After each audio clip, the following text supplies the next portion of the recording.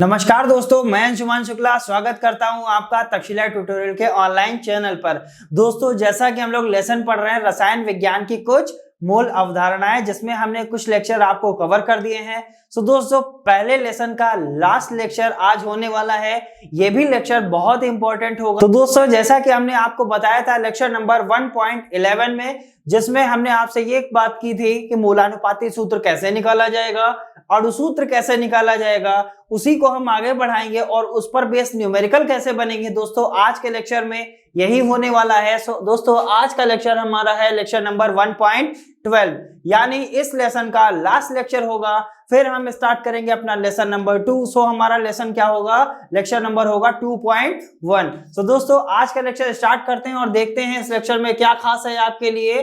दोस्तों, दिया हुआ है क्वेश्चन, एक यौगिक में कैल्शियम कितना दिया गया है 36%, क्लोरीन दिया गया है 64%। ठीक है, कह रहा है मूलानुपाती सूत्र व अणुसूत्र ज्ञात कीजिए, जिसमें आपको यौगिक का अणुभार दे रखा है, कैल्शियम का परमाणु भार दिया है और क्लोरीन का परमाणु भार दिया हुआ है।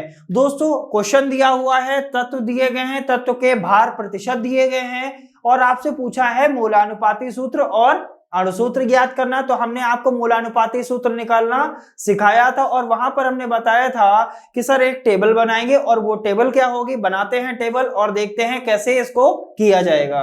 दोस्तों, जैसा कि हमने टेबल बना लिया है, मूलानुपाती सूत्र हमको पहले निकालना है। तो मूलानुपाती सूत्र कैसे निकाला जाएगा, इसकी टेबल हमने बताई थी आपको। करना क्या है, मूलानुपाती सूत्र क्या होता था, हमने बताया था कि परमाणुओं का जो सरल अनुपात होता है वही क्या होता है, मूलानुपाती सूत्र होता है। यानी हमको यहां से सरल अनुपात पता चलेगा, उससे हम क्या बता देंगे, सर ये मूलानुपाती सूत्र है। और मूलानुपाती सूत्र से अणुसूत्र निकालने का भी हमें फॉर्मूला पता है। तो दोस्तों, तत्व आपको कौन कौन से दिए गए हैं उनको नोट कर लेते हैं। आपको कैल्शियम दिया गया है और क्लोरीन दिया गया है। ठीक है, हमने दो तत्व नोट कर लिए, चूंकि हमारे क्वेश्चन में दो ही तत्व दिए थे, कैल्शियम और क्लोरीन। और यहां पर क्या लिखा हुआ है, भार प्रतिशत। कैल्शियम कितने परसेंट दिया गया है दोस्तों, आपको दिया गया 36% कैल्शियम दिया गया है, और क्लोरीन कितना दिया गया है 64%, हमने यहां पर रख दिया। फिर हम क्या निकालते हैं दोस्तों, आपेक्षिक संख्या कैसे निकाली जाती है। तत्व का जो भार प्रतिशत होता है उसको तत्व के परमाणु भार से हम क्या करते हैं, भाग करते हैं, यानी डिवाइड कर देते हैं। तो हमको क्या मिल जाती है, आपेक्षिक संख्या। तो तत्व का भार प्रतिशत आपको, यानी कैल्शियम तत्व है, कैल्शियम का भार प्रतिशत आपको दिया गया 36 अपॉन, अब तत्व का परमाणु भार, यानी तत्व कौन है, कैल्शियम, कैल्शियम का भार दिया गया है 36। अब कैल्शियम का क्या परमाणु भार आपको दिया गया है, तो आप कहेंगे यस सर हमको दिया गया है। कैल्शियम का परमाणु भार कितना दिया गया है 40। ठीक है, इसको सॉल्व कर लेंगे, कितना आएगा इसको लिख लेते हैं। जब आप इसको सॉल्व करेंगे तो आंसर आएगा 0.90, यानी कैल्शियम का आपेक्षिक संख्या कितना आ गया 0.90। यहां तक हमने कर लिया। फिर हम बात करते हैं क्लोरीन के लिए। क्लोरीन की आपेक्षिक संख्या कैसे निकालेंगे, क्लोरीन का जो भार प्रतिशत है पहले हम उसको लिखेंगे, हमने उसको लिख लिया। फिर उसको डिवाइड किससे करते हैं, तत्व के परमाणु भार से डिवाइड करते हैं। और क्वेश्चन में आपको तत्व का परमाणु भार दिया गया है, कितना है 35.5। तो दोस्तों, इसको हम लिख लेते हैं यहां पर 35.5। जब दोस्तों आप इसको डिवाइड करेंगे तो आएगा 1.80। तो दोस्तों, जैसा कि हमने देखा, तत्व लिखे, तत्व के भार प्रतिशत लिखे, भार प्रतिशत से हमने क्या निकाला, आपेक्षिक संख्याएं निकाल लिया। अब आपेक्षिक संख्या के बाद दोस्तों हम क्या निकालेंगे, सरल अनुपात। और दोस्तों, हमने सरल अनुपात के बारे में आपको बताया था, ये कैसे निकाला जाएगा। जो आपेक्षिक संख्याएं होती हैं उनमें से आपको सबसे छोटी आपेक्षिक संख्या चुननी है, सबसे छोटी आपेक्षिक संख्या। तो दोस्तों, 0.90 और 1.80 में सबसे छोटा कौन है, तो आप सर यही बताएंगे, सर जो 0.90 है वो सबसे छोटा है। जो सबसे छोटी आप संख्या चुन लेंगे, फिर उसको क्या करेंगे, आपेक्षिक संख्या से भाग कर देंगे, बस इतना काम करना है। तो सबसे छोटी संख्या कौन है 0.90। अब 0.90 से आप इस संख्या को भाग करिए और 0.90 से आप इस संख्या को भी क्या करेंगे, भाग कर देंगे। कितना आएगा दोस्तों देखते हैं। सो हमने यहाँ लिखा 90 सबसे छोटी संख्या थी, 0.90 से हमने क्या कर दिया, भाग कर दिया, कोई कंफ्यूजन नहीं। अब इस आपेक्षिक संख्या को भी क्या करेंगे, 0.90 से हम डिवाइड कर देंगे। ये पॉइंट यहां से कैंसिल हो गए, ठीक है। अब ये वाला पॉइंट और ये वाला पॉइंट यहां से कैंसिल हो गया। जब आप इसको डिवाइड करेंगे तो कितना आएगा, 1, और इसको डिवाइड करेंगे तो ये जीरो से कैंसिल हो जाएगा, 9 1 कम 9, 9 दूना 18, यानी सरल अनुपात कितना आ गया, कैल्शियम आ गया कितना 1 और क्लोरीन कितना आ गया 2, ठीक है। यानी कैल्शियम कितना लिया गया है 1 और क्लोरीन कितना लिया गया है 2, और मूलानुपाती सूत्र होता क्या है, सरल अनुपात ही तो होता है। तो अतः हम क्या लिख सकते हैं, अतः मूलानुपाती सूत्र कितना आया, आपने कैल्शियम कितना लिया है, एक बार लिया है, कैल्शियम कितना लिया है 1 टाइम लिया हुआ है, और क्लोरीन आपने कितने बार लिया है, 2 टाइम लिया है, क्योंकि क्लोरीन का सरल अनुपात कितना आया, 2 आया, यानी कैल्शियम और क्लोरीन आ गया। अतः इसका मूलानुपाती सूत्र कितना आ गया, CaCl2। ठीक है दोस्तों, हमने क्या किया, एक यौगिक था, अब यौगिक आपको कौन सा मिला, कैल्शियम क्लोराइड। कौन सा मिला, कैल्शियम क्लोराइड। यानी कैल्शियम आपने देखा कि हमने 1 लिया है, क्लोरीन कितना लिया है, 2 लिया है, हमने एक रासायनिक सूत्र बना लिया है। अब इस मूलानुपाती सूत्र से दोस्तों हम क्या निकालेंगे, अणुसूत्र निकालेंगे। हम क्या लिखेंगे, हम जानते हैं दोस्तों, हम क्या जानते हैं, अणुसूत्र का फॉर्मूला क्या होता है, अणुसूत्र बराबर मूलानुपाती सूत्र की होल पावर कितनी होती है, n होती है। ये हमें पता है, लेकिन दोस्तों अभी हमको n की वैल्यू नहीं पता है, तो इसको समीकरण नंबर 1 मान लेंगे। और n की वैल्यू निकालने का भी हमको एक फॉर्मूला पता है, चूंकि n बराबर क्या होता है दोस्तों, यौगिक का अणुभार बटे मूलानुपाती सूत्र भार। ये हमने दोस्तों लिख लिया है। अब आते हैं यौगिक का अणुभार, क्या आपको दिया गया है, तो आप कहेंगे यस सर हमको दिया गया है, कितना 1 1 1 यानी 111, हमने लिख लिया, नो कंफ्यूजन। अब आते हैं दोस्तों मूलानुपाती सूत्र भार कैसे निकाला जाएगा। मूलानुपाती सूत्र आया क्या है, CaCl2, इसका सूत्र भार कैसे निकालेंगे। इसमें कैल्शियम आपने कितना लिया है, आप कहेंगे कैल्शियम हमने सर लिया है 1, ठीक है। सो इसमें क्या लिखेंगे, 1 इंटू कैल्शियम, कोई कंफ्यूजन नहीं होगा किसी को। अब हम आपसे पूछे इसमें क्लोरीन कितने लिए गए हैं, तो आप कहेंगे सर हमने क्लोरीन कितना लिया है 2, तो इसको क्या लिख सकते हैं 2 इंटू क्लोरीन, यही क्या है मूलानुपाती सूत्र भार हो जाएगा। अब दोस्तों इसको सॉल्व करेंगे तो कितना आएगा 111 यानी 111 बटे 1 गुणे कैल्शियम का मान दोस्तों आपको 40 दे रखा है, और क्लोरीन का मान आपको कितना दिया गया है 35 पॉइंट। दोस्तों आप इसको सॉल्व करेंगे तो आएगा 111 अपॉन 111। जब आप इसको काटेंगे तो कितना आ जाएगा 1, यानी n का वैल्यू आपका कितना आया 1, n बराबर कितना आया 1। क्यों आया, क्योंकि आपने जब 40 की 1 से गुणा करी तो कितना आया 40, 35.5 यानी 35.5 की जब आप 2 से मल्टीप्लाई करेंगे तो कितना आएगा 71 आएगा, और 71 में आप 40 ऐड करेंगे तो कितना आएगा 111 आ जाएगा, और 111 से 111 को भाग करेंगे तो कितना आ जाएगा 1, यानी n का वैल्यू कितना आ गया 1। अब क्या ये n की वैल्यू हम यहाँ रख दें और मूलानुपाती सूत्र का मान यहाँ रख दें तो हमको अणुसूत्र का मान पता चल जाएगा। चलिए दोस्तों लिखते हैं समीकरण 1 से, क्या होगा अणुसूत्र बराबर मूलानुपाती सूत्र दोस्तों कितना निकला था CaCl2, ठीक है। अब CaCl2 के बाहर n है, n का वैल्यू कितना आपने निकाला है 1 निकाला है, अतः आप क्या कह सकते हैं, अतः यहां लिख लेंगे, अतः अणुसूत्र बराबर कितना आ गया दोस्तों CaCl2। 1 को आप लिखिए या ना लिखिए कोई दिक्कत नहीं है, यानी अणुसूत्र भी कितना आया CaCl2 और मूलानुपाती सूत्र भी कितना आया CaCl2। हर केस में अणुसूत्र और मूलानुपाती सूत्र बराबर नहीं होंगे।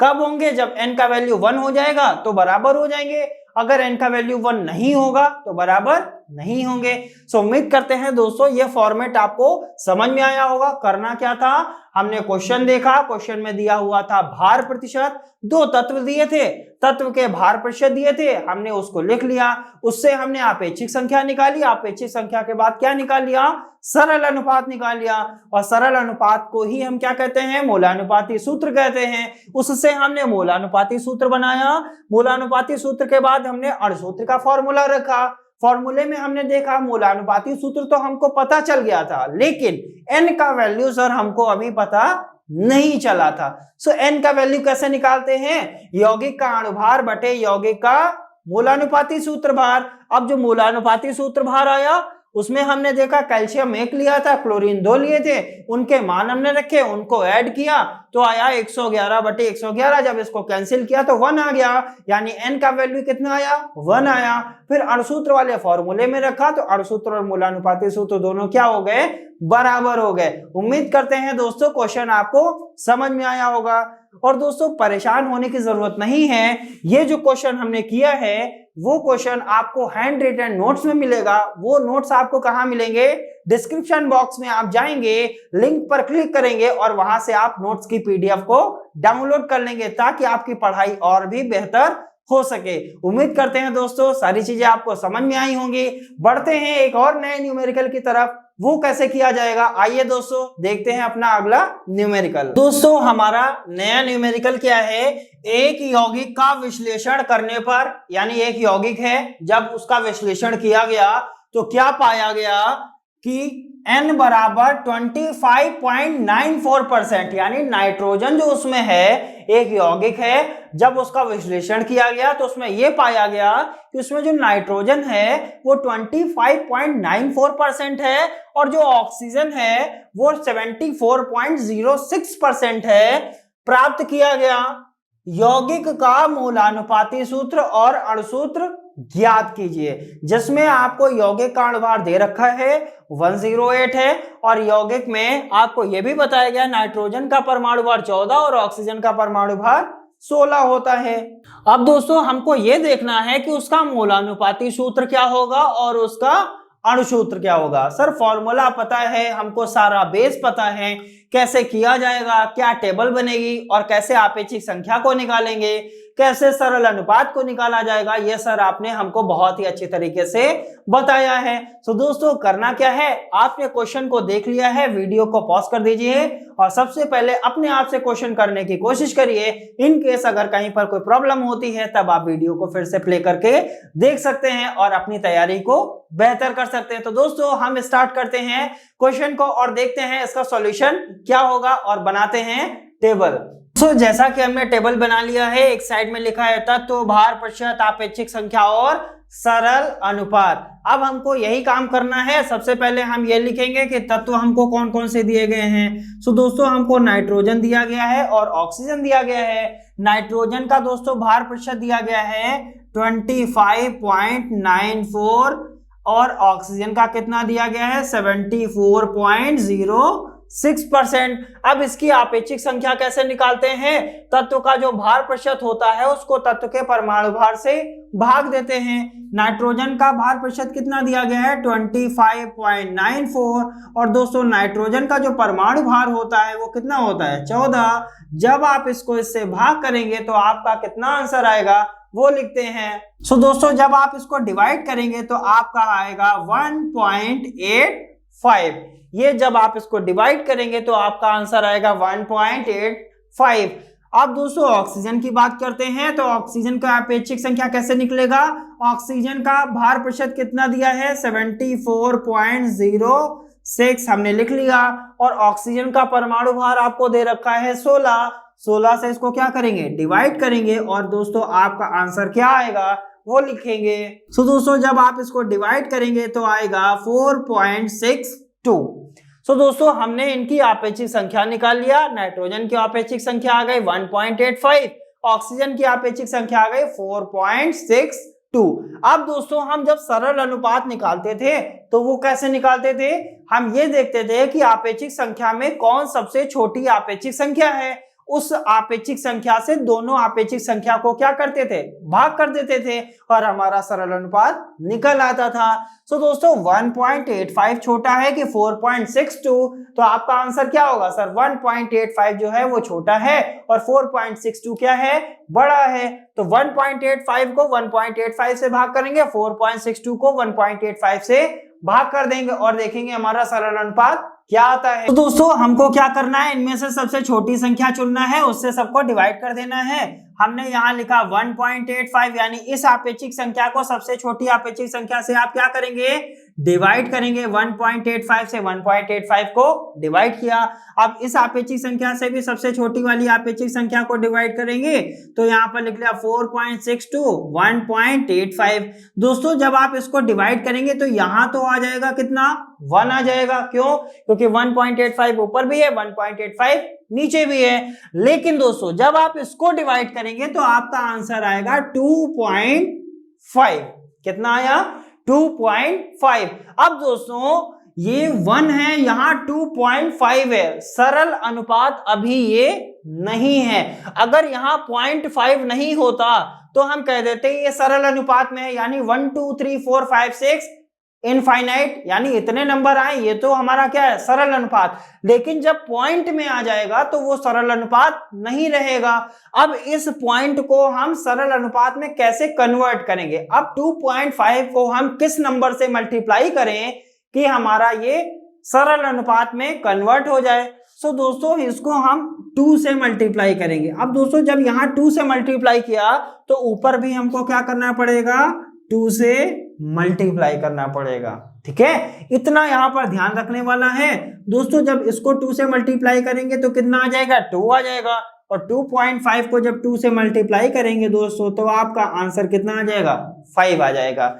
यानी 2.5 के जब 2 से मल्टीप्लाई करेंगे तो कितना आएगा, 5 आ जाएगा। यानी अब आपको समझ में आ रहा होगा नाइट्रोजन कितना लिया गया है, 2 लिया गया है, और ऑक्सीजन कितना लिया गया है दोस्तों, 5 टाइम्स ऑफ ऑक्सीजन लिया गया है। तो मोलानुपाती सूत्र दोस्तों क्या होगा, सबका आंसर आ रहा होगा सर, मोलानुपाती सूत्र जो होगा वो लिखा जाएगा N2O5। सो दोस्तों लिखते हैं, क्या लिखेंगे, अतः मोलानुपाती सूत्र बराबर, मोलानुपाती सूत्र बराबर क्या आएगा दोस्तों, N कितने लिए गए हैं, 2 बार लिए गए हैं। ऑक्सीजन कितनी बार लिया गया है, 5 टाइम्स ऑफ ऑक्सीजन लिया गया, क्योंकि ऑक्सीजन का सरल अनुपात कितना आया, 5 आया। यानी हमने मोलानुपाती सूत्र तो निकाल लिया है।